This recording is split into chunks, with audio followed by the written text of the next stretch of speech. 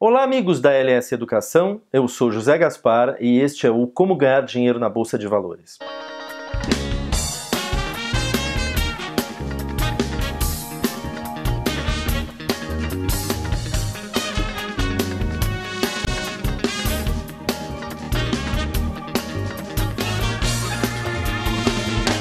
No vídeo de hoje nós vamos continuar falando sobre notícias, como que as notícias impactam os movimentos da Bolsa de Valores.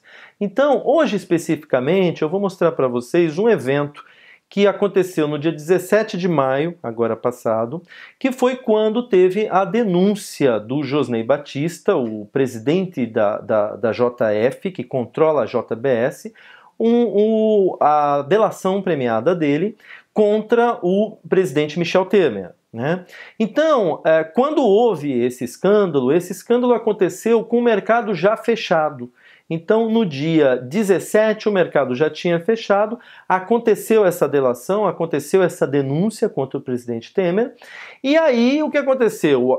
Enquanto o mercado estava fechado, todo mundo começou a se mobilizar a respeito do que ia acontecer quando o mercado abrisse no dia seguinte. E a previsão era óbvia, já que houve uma denúncia contra o presidente, as ações vão cair, o índice Bovespa vai cair e o dólar vai subir. Essa era a previsão fundamental, a previsão principal, a previsão unânime de todo mundo, né? No dia seguinte, realmente aconteceu o previsto, né? O dólar subiu e a bolsa caiu. O dólar subiu, se eu não me engano, 8%, foi isso, o dólar subiu 8% e o índice caiu 9%, bastante. Durante o dia teve uma volatilidade tão grande que a bolsa acionou um mecanismo chamado Circuit Breaker, que congela as operações até que o mercado se acalme, aí abre de novo, né?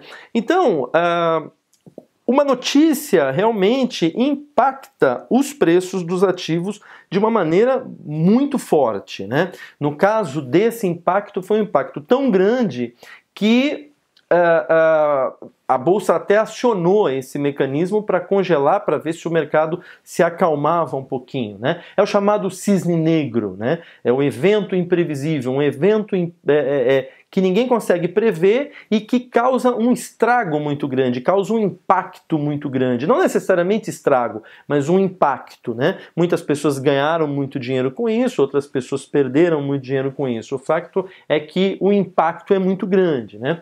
Agora, a questão nossa não é nem essa. Esses eventos acontecem de quando em quando, eles são raros, eles na verdade não são tão raros quanto se supõe que eles sejam, mas eles são razoavelmente raros, e eles impactam as notícias, eles impactam os preços, essas notícias, né? A nossa questão é saber se a gente consegue operar isso, se a gente consegue ganhar dinheiro com isso, com essas notícias, né? Então vamos analisar. Dia 17, o mercado fechado, acontece um escândalo político, você e todo mundo prevê que no dia seguinte o dólar vai subir e a bolsa vai cair. Será que vale a pena a gente abrir no dia seguinte comprando dólar? Será que vale a pena a gente abrir o dia seguinte vendendo contratos futuros de mini índice? Essa é a pergunta. Vale a pena operar esse tipo de notícia? Vamos dar uma olhadinha nos gráficos que vai ficar claro se sim ou se não. Bom, então aqui nós temos o gráfico do dólar, tá? Como vocês veem, o gráfico, os candles vêm tranquilos, né? Suavezinhos, com uma certa tendência de alta e tal. Essa é mais ou menos a amplitude média dos candles e tudo. Aqui foi o dia 17. Né? Aqui, depois do mercado já estar fechado, aconteceu a denúncia contra o presidente Michel Temer. O que aconteceu? No dia seguinte o dólar abriu lá em cima. Um gap de abertura de 8,5%, de 8,6%. O problema é que ele abriu em gap. Ou seja, não deu para operar isso aqui. Logo depois que ele abriu, o que aconteceu com o dólar? Caiu. Então, afinal, o dólar subiu ou caiu? Ele subiu, evidentemente, né? Ele fechou nesse preço e abriu nesse preço. E depois continuou lá em cima. Então ele subiu, mas não deu para operar esse movimento, ou então pouquíssimos traders conseguiram operar esse movimento. Ele subiu de maneira invisível. Ele subiu instantâneo, ele já abriu lá em cima. E aí quem comprou, achando que ele ia continuar subindo, perdeu dinheiro, porque ele caiu. Ele caiu 2,6% em uma hora. E depois que ele caiu 2,6% em uma hora, ele continuou de lado. Ele não subiu. Ele bateu lá, foi o topo dele, ó. Lá foi a resistência que ele não superou. Você imaginar que saiu a notícia, portanto o dólar vai subir, então eu vou abrir comprando dólar, é muito arriscado. Olha o que aconteceu, o dólar caiu logo depois que abriu. No caso do índice, aconteceu o inverso. O índice vinha lá em cima, caindo um pouquinho, tal. Aí aconteceu a denúncia. O que aconteceu? O índice abriu com um gap de baixa de 15%. Ele caiu 15%. Aí você fala, bom, se ele caiu, eu poderia operar vendido? Não, não poderia, porque ele abriu aqui embaixo e depois ele subiu. Ele teve uma alta de 8,5% em uma hora. E depois dessa alta, ele continuou de lado. Ou seja, foi praticamente impossível operar essa notícia, né? Se você imaginasse, você imagina que o índice vai cair, então eu vou vender. E realmente ele cai. Só que como que você vai vender aqui, sendo que ele subiu? Na verdade, o movimento foi de subida, o movimento foi de alta. A variação foi de baixa, mas o movimento foi esse aqui. Aqui não houve movimento, né? Aqui foi um gap. Então tem que tomar muito cuidado para operar notícia, porque às vezes ela até faz o que você achou que ela ia fazer, mas ela faz de uma forma tal que você acaba perdendo dinheiro. Bom, como vocês viram, aconteceu a subida do dólar, aconteceu a descida do índice, mas pouquíssimos traders conseguiram realmente ganhar dinheiro com esse movimento, a não ser a própria JBS, que sabendo que a delação aconteceria, o escândalo aconteceria e o dólar subiria, ela comprou dólares um dia antes, né? São os chamados insiders, a pessoa que sabe o que vai acontecer, que dispõe de uma informação privilegiada e sabe o que vai acontecer, né?